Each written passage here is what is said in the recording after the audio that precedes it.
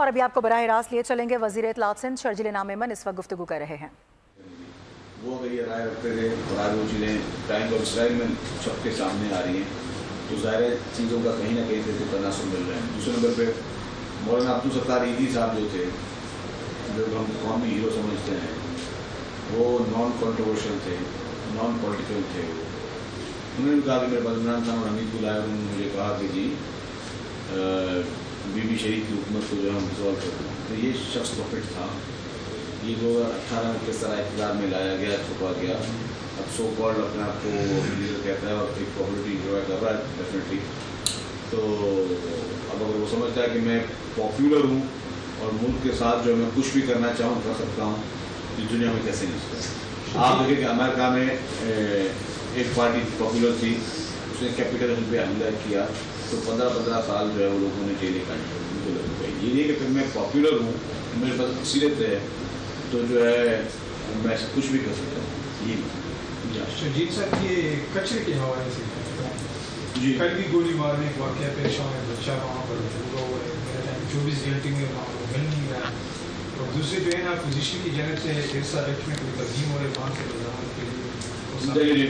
دو چیزیں، جہاں تک آپ نے کچرے کی بات کی، سندھ سالڈ ویسٹ مینجمنٹ بن گیا، حالت واقعی بہت خراب تھی، اور سندھ سالڈ ویسٹ مینجمنٹ بننے کے بعد اب ہر ضلع میں جو ہے سندھ سالڈ ویسٹ مکمل طور پر کام کر رہا ہے۔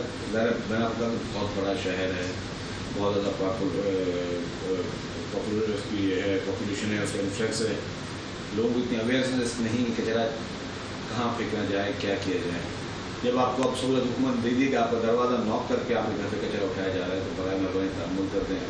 لوگ کرتے ہیں کہ وہ تعامل نہیں کرتے، کسی ملازم کو بولتے ہیں سڑک پہ پھینک دیا، کسی نے کچرا اب گاڑی پہ کسی نے تھیلی پھینک دی، کسی نے کچرا پھینک دیا۔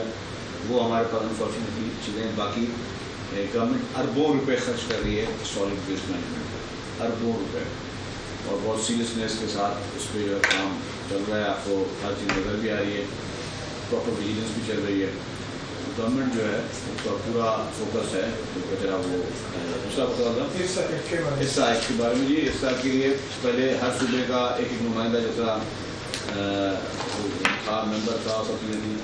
اب جو ہے فیڈرل گورنمنٹ نے ایک نیا لے کے آ رہے ہیں کہ جی حصہ کا چیئرمین جو ایک بیوروکریٹ ہوگا اور وہ بیوروکریٹ لے کر سکے گا۔ اس کو سندھ حکومت نے اس کی مخالفت کی ہے۔ 2 دن پہلے ایک ریزولوشن بھی سندھ نے پاس کیا ہے کہ اس کو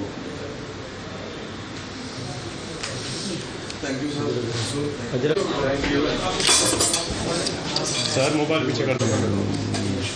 وزیر اطلاعات سندھ شرجیل انعام میمن گفتگو کر رہے تھے، پریس کانفرنس کر رہے تھے۔ انہوں نے کہا کہ 2018 کے الیکشن کیسے ہوئے سب جانتے ہیں، اسے اقتدار میں لایا گیا اور وہ سمجھتا ہے کہ میں بہت معروف شخصیت ہوں۔ کچے کے علاقے کے حوالے سے ان سے سوال کیا گیا ایک صحافی کی جانب سے، جس میں انہوں نے کہا کہ کچے کے علاقے پر بہت فوکس ہے، آپریشن پر بہت سنجیدہ ہیں۔ سبسکرائب کریں اور بیل دبائیں تاکہ کوئی خبر رہ نہ جائے۔